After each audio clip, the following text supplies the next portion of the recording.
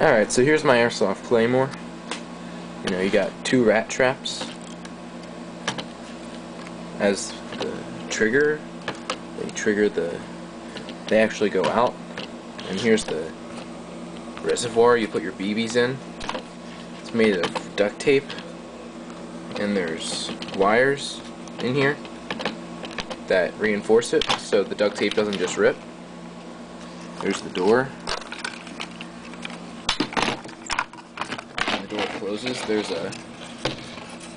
there's a tooth right there, and that fits into the hole here, right on the bottom right here, and that latches it in securely. Then there is a fishing line that goes through those eyelets there, through this big eyelet in the bottom. Then you string it out onto the ground, and you put this stake into the ground, and you set the tripwire. That's what it is. And then what you got to do is, here, hold on a second.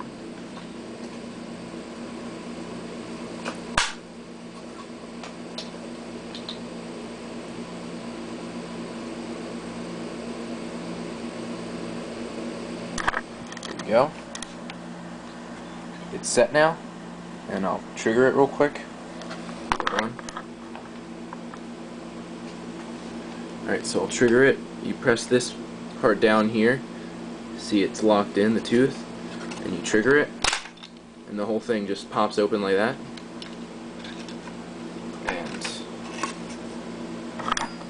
how you stake it into the ground, there's angle aluminum here, which is angled to a point, which stakes into the ground real good, and that's bolted in the back, and the rat traps are all bolted into the back there and on the side.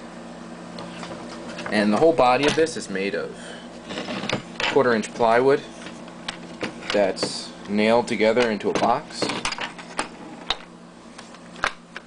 and then it's glued also, and then I spray painted it all OD green. So yeah, that's it.